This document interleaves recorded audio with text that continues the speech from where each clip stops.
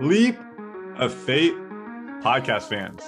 Welcome this week's episode with yours truly, as always, Randy Silver. What is the Leap of Fate? The Leap of Fate is about overcoming adversity, teaching you life lessons, helping you aspire to reach your goals and make your dreams a reality. This week, my guest is Tim Branyan. Tim, say hi to the fans for me. Hey, what's up, guys? Thank you for being on. And Tim has made this happen in multiple different ways. So let me give you Tim's bio and how he fits the Leap of Fate message.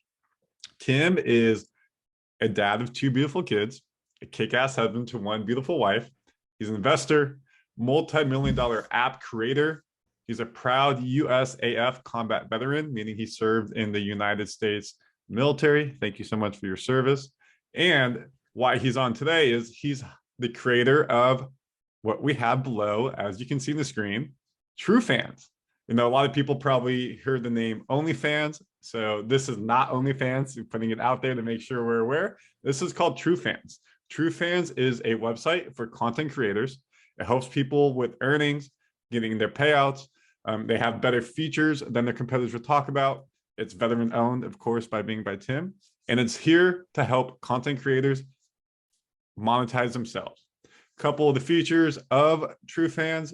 One, there's no pornography, no adult stuff on that. So that's why it's definitely not OnlyFans. And you're able to control your own passion. You control the products you create and what you put out there. And on top of that, Tim has a lot of product suites around helping content creators be successful. He's able to provide them in terms of their platform, growing their brand, growing influencers around them. So Tim is a serial entrepreneur who has been extremely successful, and he's here to talk today about how he turned himself into this entrepreneur in this very competitive space and to help you be successful. So Tim, thank you so much for being on. We're going to just say one message to our fans. Thank you so much, everybody, for listening every week. Please do like and subscribe to the Leap of Fate channel. Find us on YouTube, Instagram, Facebook, TikTok, all the good, Apple, Spotify, Leap of Fate pod. Please keep hitting the subscribe button and growing the fans, just like you're going to make Tim a true fan of Leap of Fate. We're about to be a true fan of Tim today. Tim, welcome to the podcast. Thank you so much, Randy, for that awesome introduction. My pleasure. I'm very happy to be here. And off camera, before this even started, you thanked me for my service. So I wanted to publicly say to anybody, not just you, Randy, that's out pursuing their freedoms and their dreams and aspirations. That is, to me, one of the best ways that someone can genuinely thank me is to become who they're intended to become and pursue the things that are deep in their heart and their mind to create and give. So thank you, dude.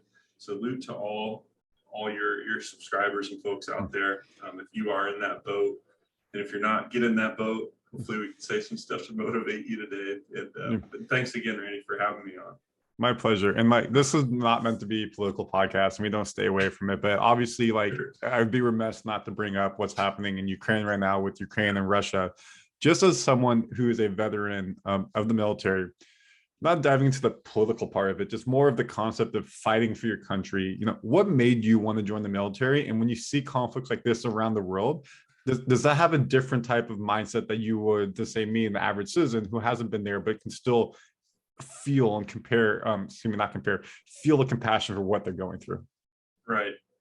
So for me, I wish it was patriotic reasons why I joined initially. I wish it was admirable, like my initial thought to join, but honestly, man, I was looking after me. I was looking at benefits. I was looking at how it could help me get out of where I was at initially.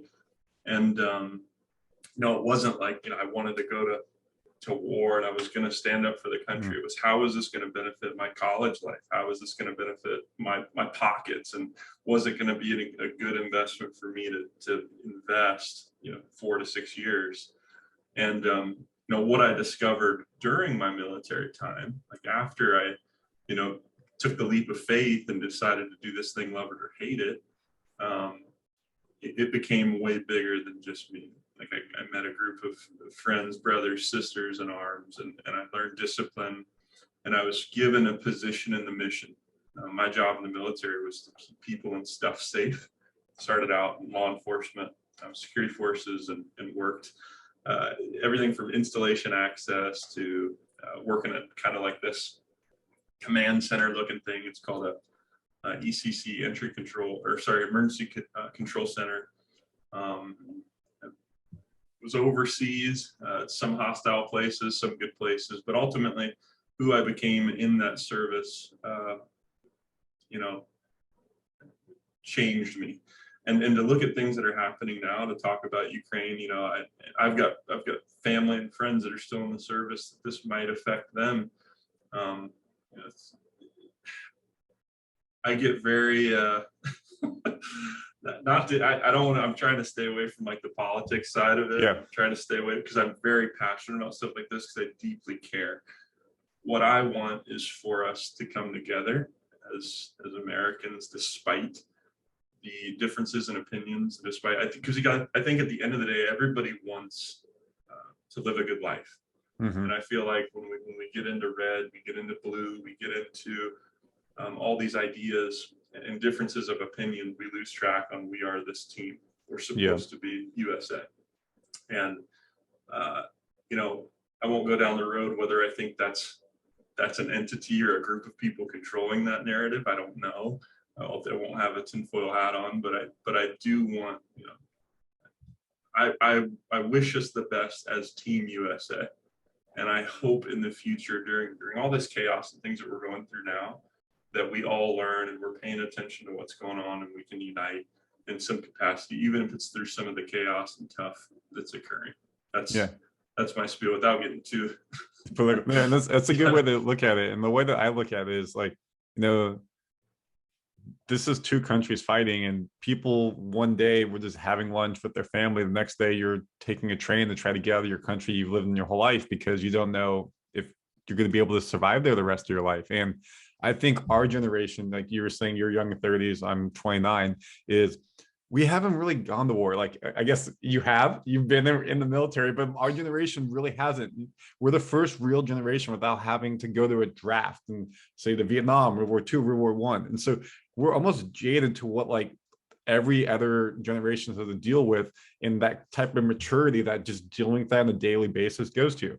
Our generation is a TikTok generation, fair enough, and like social media. So like we don't understand what that's like. And so I just feel appreciative every day that I don't have to wake up, hopefully knock on wood, dealing with that and having to escape my house within 2 weeks or 2 days, 2 hours because someone's coming to attack my country. And so that's even that mentality though, Randy, like that, like you have gratitude. Yep. Because you're able to envision what that might be like.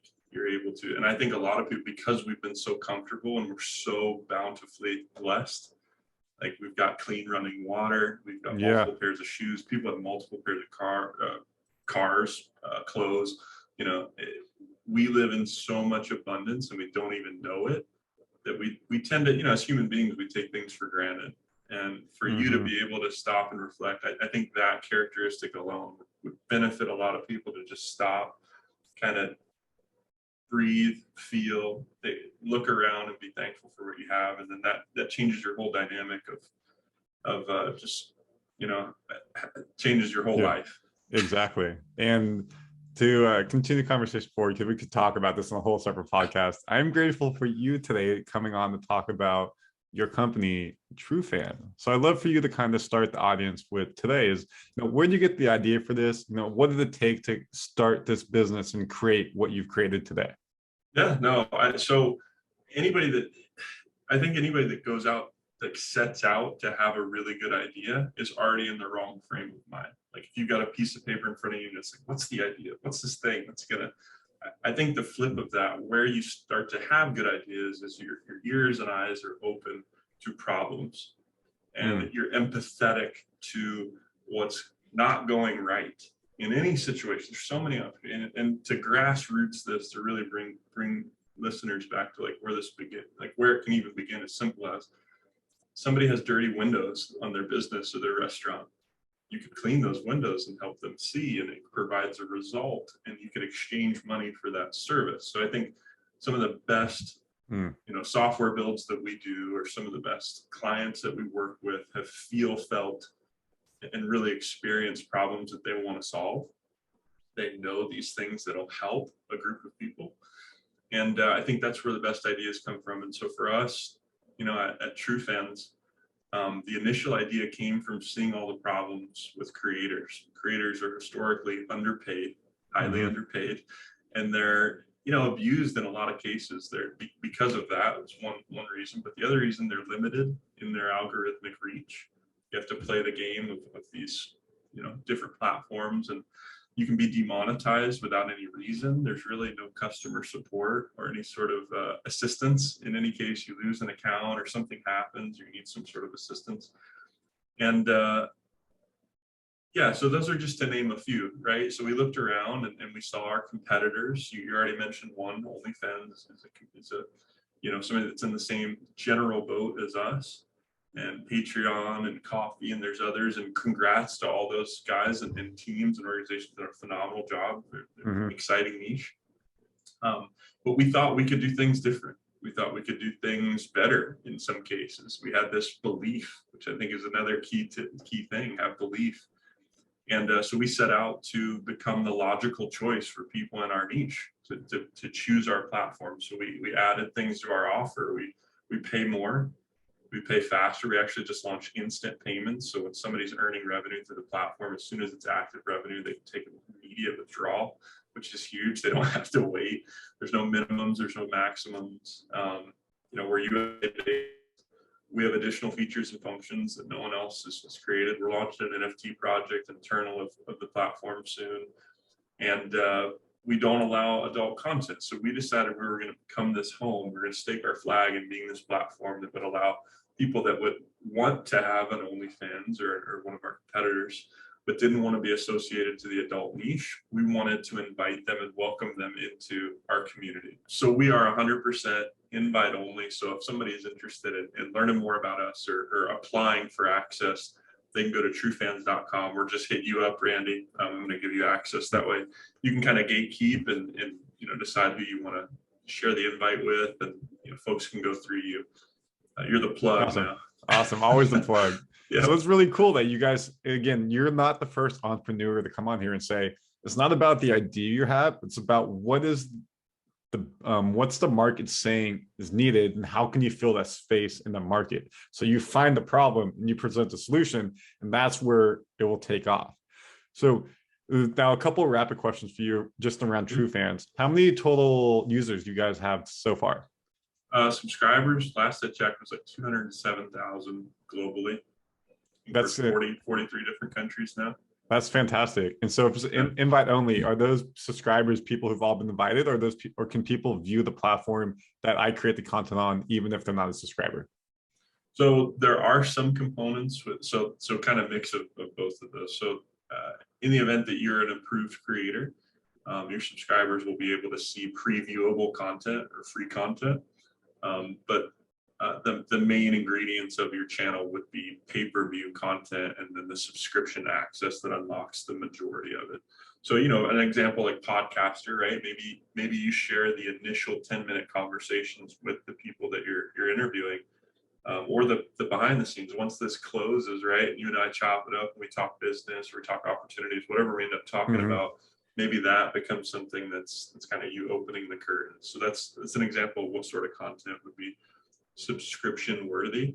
Got it. In my opinion.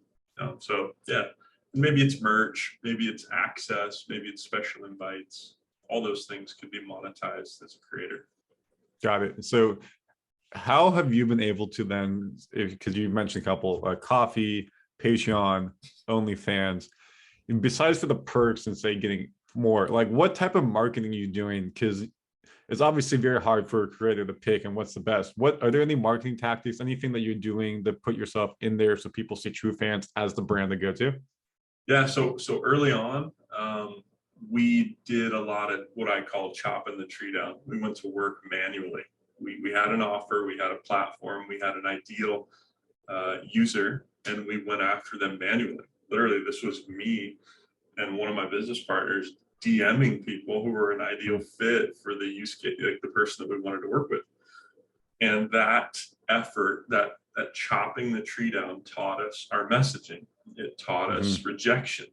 It taught us, and we'd been down this road before. It's not like a brand new lesson, but I'm saying this to push the fact that you have to chop the tree down in your business to learn it, find what works, and then get out of the way and find somebody that's as good or better than you to do that thing.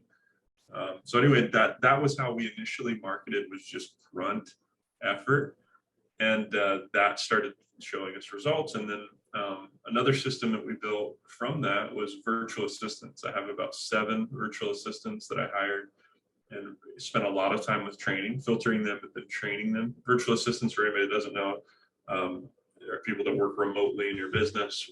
Ours are all from the Philippines. They're awesome people that we found, and grateful to work with all of them. But we taught them how to do what we were doing, replicate that activity of going out in Instagram and other platforms to message an ideal person, showed them what an ideal person looked like, and offer an invitation to schedule a welcome call and then access the platform. And that saved us a ton of time, and they're doing great at that. They're way better than I was even initially at it. I've outsourced myself, and that's a really good thing. They're teaching other people that we bring into that outreach team to do the same thing and create opportunity through it. So that's a manual method, but it's now scaled and something that we keep scaling.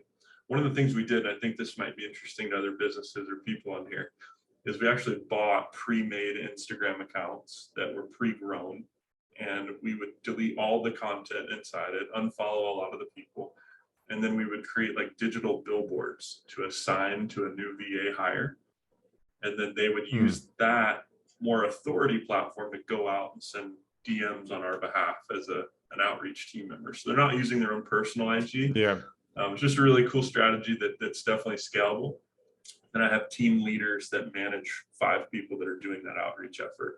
Because I would say, from me personally, I get people who reach out to me all the time, like, "Hey, see your podcast, like, come talk here. Hey, see your podcast, come can use this thing." But like when it's like they have 0 followers and like they're following 300, it's like, why? That doesn't seem real to me. It seems fake. So like this to you is like, you know what, this might be an individual person, but the account itself has more clout to it. Yeah, the account. So the account has, like, I don't know, anywhere from 12, 13,000 followers. Whether they're real or fake is irrelevant to me. I just wanted the number, and I wanted a place where we could share stories, because after 10K on Instagram, you can share stories. So we use that to create a little story. I don't even remember what they're called. Highlights, I think. Videos on iTunes. Highlights. And then the rest, we don't care if anybody likes the pictures or not, because all the individual pictures make that digital billboard. Yeah. And it gives edification to, like, the authority of person that's sending out the DMs, just like you said. And your TrueFans IG really has that. I noticed that when I was doing my research for this interview, was your TrueFans IG page is that digital billboard. I looked at it, I was like, oh my God, like they all look the same. Yeah. Then I was like, how did they set this up where like every picture is aligned? But now I get it. Is like, you don't put any other pictures on there. It's just the billboard, and everything you're using that account for is either the stories or the highlights or things like that. If you look at like the last post, like the date of the last post, it's probably like 2021, 2020. I don't know. That's interesting, but it's a good tactic then, because it's very visually to the eye than just like a bunch of random photos and things like that. Just be cautious when you guys go out. If somebody wants to replicate this and do this, there are systems. I spend money failing, so and I figure things out through like trial and error a lot of times. But if I could save somebody some time, there's a platform called, dude, I gotta look it up now. I can't just say it and not be able to share it. Socialtradia.com, and this is where I've found like an authentic broker of accounts. So keep that in mind. I don't get any commission off this. It's just one platform that I found was like legit. I don't think that these are actual real followers and such, so keep that in mind. These are like bot built accounts, but they were used for the purpose that I described, I think, and I could be wrong with that. Maybe they are real. I don't know. It doesn't matter for my use case, but yeah, Social Tradia is that site. So then let me ask you. I've actually made a lot of transactions and got what I asked for. So let me ask you this question: as you said, you have grown over 200,000 people subscribed. You now have VAs working for you that help out with more of the guerrilla finding people to come on. as the founder and running the day-to-day, what have you seen change that you can now inspire that knowledge in people? Like as your company grows, these are some of the things that you need to look for to help continue to grow that you didn't think about at the very beginning. Yeah, so just one of my weaknesses is bookkeeping and balancing, like, numbers or gathering numbers in an Excel to gain insight from it. I actually get, I just get stressed out even. Yeah, so do I. It's just not my thing, dude. It takes me out of my visionary element.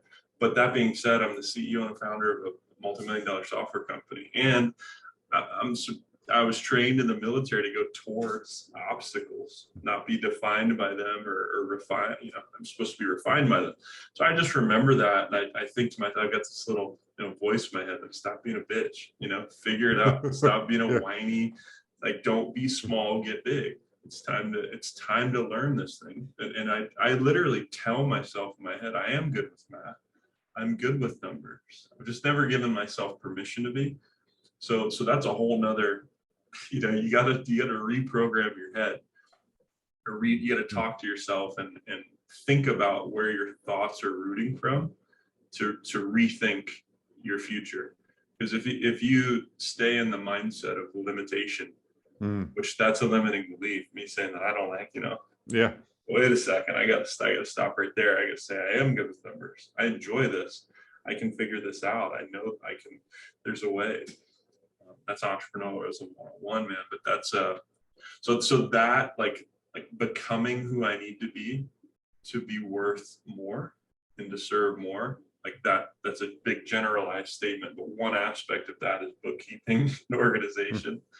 And then I think the other, man, is just like empowering people. I heard this the other day, and it sticks with me. Hopefully it sticks with somebody on here.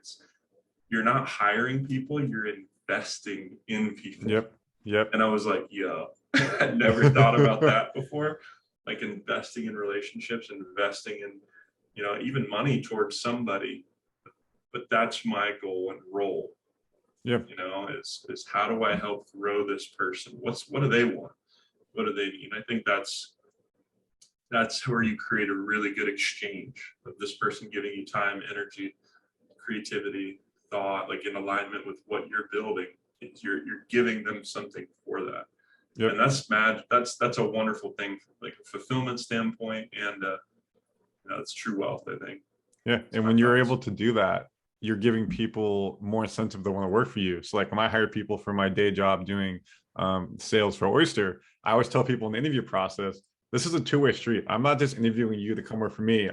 You're interviewing me to see if there's a good fit. Because if I'm your manager, my goal is to not just have you be successful here, get you a promotion, get you successful the rest of your life. If you want to have kids, you need to make a bunch of money. So you need to be able to be successful. So I'm here to not just manage you, I'm here to enable your success. And I get the most gratitude in seeing people get promoted, because it means that their goals have been achieved. If I can make a small part in helping that, or more power to them, that's when I'm just like, I feel like I've achieved my job. So I completely get what you're saying. I'm sure you're a great manager, just from saying stuff like that. Like I feel like that's rare. I feel like that's rare, man. Like a lot of people miss that are in business or that are working a role, that it's about the person. And the best leaders are coaches, and like they lift other people up, man, and they that's what they measure their success in. And they tend to have the best results. Yeah, if I can compare you to coach, people would tell you look like Sean McVay. I don't know. If you can pop up a picture, man. I'll pop up on YouTube. But Sean, he's the coach of the LA Rams. They just won the Super Bowl. Up, yeah, I wish I had the ability to pop it up right here. Side by side. Yeah. So I'll pop it up on the YouTube. But if you want to type in Sean McVay right now, you can. Or get him on, dude. We could get him. We get him on. He can pop up here live. I wish I had those connections. Yeah. Who knows? Maybe we're connected in some sort. Who knows? There you go. So then, now that TrueFans has been established, what are the goals moving forward the next, say, 1 year, 3 year, 5 years to continue to grow TrueFans, or any other type of goals you may have? We want to remain listening with the intent to engineer. I think that's how you get the answers to the test, is you deeply care, not just like about the product, but about what people want what people need, and people specifically being our users. We've got two different types of users. We have a creator who's making things, uploading things, monetizing things. Then we have the consumer who's consuming things and downloading things, or interacting through the platform. So thinking about those two use cases, but still applying like that desire to learn what they want, need. I think long term for us, like, we want to become the logical choice. That's our main mission, is become the logical choice for creators all over the planet to decide to build their communities within and with, because this really is a partnership. Like, our platform, we do take, so in order to operate and earn ourselves as a team for the infrastructure, we take 20%. And that's in lieu of customer support, tech support, servers, infrastructure, right? And then our profit, merchant processing, and then our profit is mixed into that 20%. There's no hidden fees. Like, if there's a chargeback or some sort of issue there, we're not tacking that onto the creator. We eat all those different fees on the front end. But because it's set up that way, it forces us to want to be involved in the creator's ability to grow. I am directly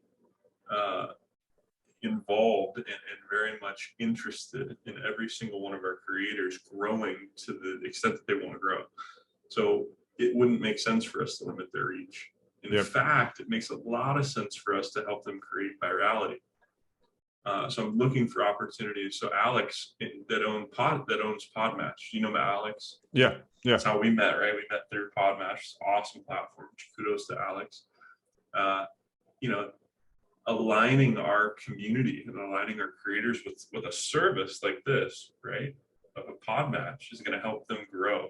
So it creates virality. So anyway, that's just another way of just depicting, like, our investment with the creators. So long term, man, we want to continue to grow at pace.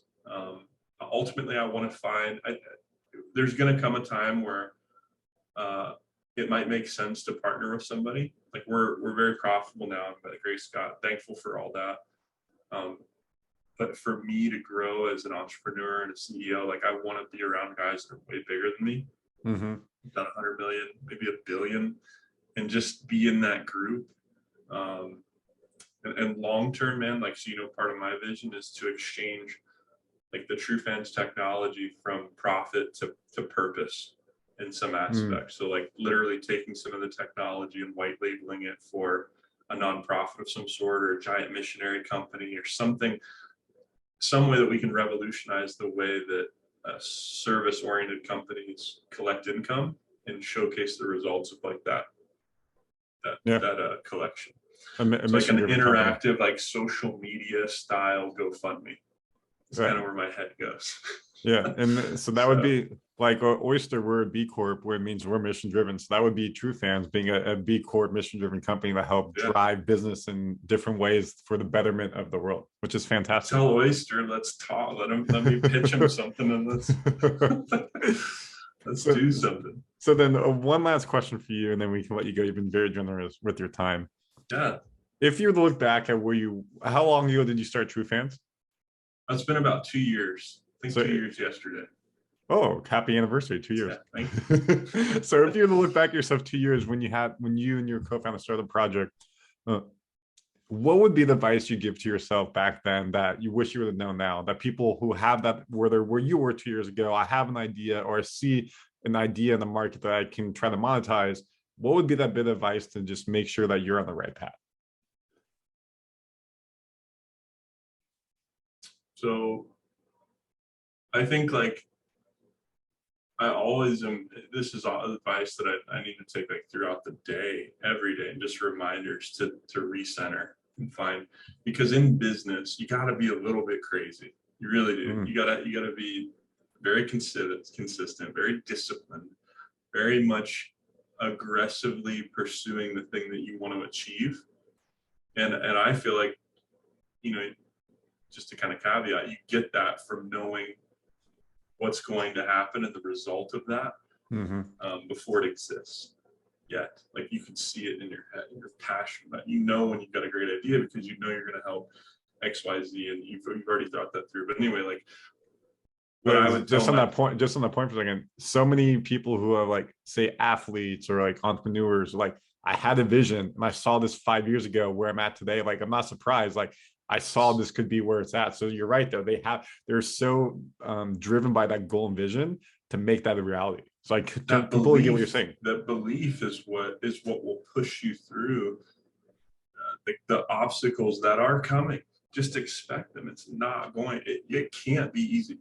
If the reason it can't be easy is who you need to become to be worth millions. That's profound. It can't be easy. Just like, you know, there's a reason why statistically a lot of people that win the lottery end up in bad situations. It would be the same circumstance of me putting 350 pounds on the bench rack to somebody that's never, you know, benched before in their life. It's like, dude, you're not ready for that. You didn't tear your muscles. You didn't invest. Dude, you weren't sore one time. Business is the same way. There's no time. Everybody's on a different timeline. Some people are really young and they get it, or they ingest a lot of content, they get around the right people, and they discover the secrets. You know, they go through the motions faster. They're in the gym more. The same thing's true in entrepreneurialism. If you're serious about it, you know, you got to get information. You got to be tuned into podcasts like this while everybody else is out partying, while everybody else is distracted on doing whatever else, you know. So for me, the number one thing that I would do to go reset is keeping it short. I'm a long-winded dude, but keeping it short is, you know, gratitude, being present and thankful for, even when the struggles come, even when the puzzle, let's not even call them struggles, when the puzzles come. Thankful that I can even see them. I'm thankful that I have the ability to overcome them. I'm thankful that I'm here and I'm in the game. And I'm thankful that, you know, I'm going to find the way out. The opposite of that is not finding a way out. That's not an option. No. So, yeah. Can I ask you if you meditate? Absolutely. Yes, yeah. And I call it, you know, so I'm a Christian guy. I believe that there's a creator. I won't go down the religious route, but I believe in that. And, you know, for me, I think source, that people would call it, or the world, is divine. It's the creator, whatever that, won't even go down that road. But when you, so when you are asking for things in your mind and your lips aren't moving, who hears that? Like I usually do this in person. Somebody showed me this a while ago. I'm holding up a pen right now. You can see my pen, right? And if I asked you to say this in your head without moving your lips on the count of three, you know, 1, 2, 3, who heard that? Energy was created in your head, right? You looked at the pen, you said pen after I said 3, right? Yeah. Now, when you're intentional about saying those things or asking for things in your mind and creating that energy, who hears that? And I would argue that, you know, somebody's listening to that, and you're listening to yourself all the time. Your subconscious mind, and the things that you say about yourself matter, and the things you believe about yourself matter. And in order to get out of your own way, you have to think about yourself and situations differently. The best way to do that is get around new information, get around new people that will encourage you to discover. You know, so if you're not aggressively curious and out there finding those things, instead of being a hater, you know, Tim's got a multi-million-dollar, screw that guy, he's got a red beard, he's a dick, you know, whatever you want to say. But it's like, instead you should ask, or the flip side of that, the successful attribute is, what does he read? What is who is he friends with? What's he listening to? How does he observe the world around him? How can I, you know, see some success, right? And be aggressively curious.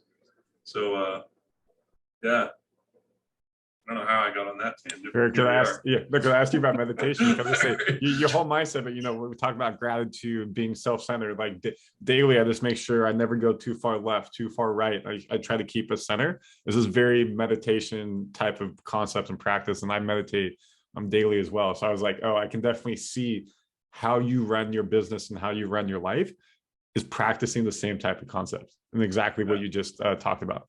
Prayer, man. I ask. We far too often don't ask with faith because we lack belief. So I select things in my mind, I project them into a vision in my head. I expect them because I believe that my Father, the creator of the universe, is as crazy as that is to say. It's what I believe. That helps me expect things. It's already done. It's already done. I'm made from the same substances that bind galaxies. And there's some guys that are way better at this than me, man. Like, I'm new to this. Like, I need people to realize me saying this 3 years ago or 4 years ago, listening to myself say this, I'd be like, this guy's crazy. Like, what is he talking about? But, you know, I'm on my way. And what I would say the key concept that I would take away, that I hope the fans are, is you kept using the same word again and again: belief in the higher being to help you out, the belief in yourself to make it happen, belief in the people around you to make it happen. And if you're not going to believe in what your idea is, you're not going to believe in yourself, no one else is going to believe in you. So you got to have that self-belief. And then we talk about weekly, there's going to be highs, there's going to be lows. But when you believe in yourself and you keep churning, you can make your dreams become reality. It's not going to be easy, as Tim said multiple times. There's going to be sticks in the road, but that self-belief is number one. If you don't have that self-belief, you'll never get anywhere with it. So always believe in yourself. Right. Yeah. And how do you get belief, right? Like, how do you get belief? That's the one thing that, like, I think everybody struggles with at first, because maybe right now you've got a mattress. Like, that's what you sleep. Like, you just one mattress. You don't have a whole lot of money to your name or anything. It's deeper than that. I think, you know, where belief occurs is in your plans, is in your vision, and you have to quiet your surroundings. You really do have to meditate and think through what it is that you can do, what it is that who it is that you're going to help, what it is that you're going to help them do, and how there's a mutual, you know, and I think through the plans, that's where you create. And I don't like calling them business plans. It's such a boring way to call it. I call it a vision plan. Vision plan. I love that. And that goes back to exactly what we talked about. And so in January, we did a series called 2022 Better Yourself. And one of the weeks we talked about was goal setting. So you have this belief of a 5-year vision, but that 5-year vision is going to happen on day 3, day 40, day 200. You got to set many goals along that path to get to that vision. So you're exactly there. It's like, hey, maybe I'm sleeping on the mattress in a 1-bedroom apartment. I want to get to that mansion. Well, what's the first step you need to do to get there? How can you get yourself from a 1-bedroom mattress to a 2-bedroom apartment, and 2-bedroom apartment to a single family home?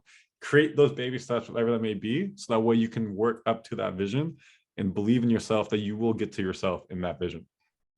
And for anybody that has lack of faith in what's being said even right now, that was me. You know, I would have been like, what?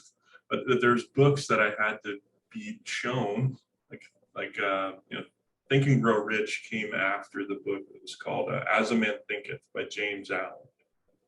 Like, that made a lot of sense to me. Typically, weak men don't like this book because it calls you out on your own shit. Nobody likes to, like, really look themselves in the face and be honest that I'm messed up, or I've got different things going on. It's an uncomfortable conversation or audit with yourself. But that to me was that first book that kind of, like, showed me that I was a result of my thoughts, and the things that were happening around me were the results of, like, my thoughts and choices.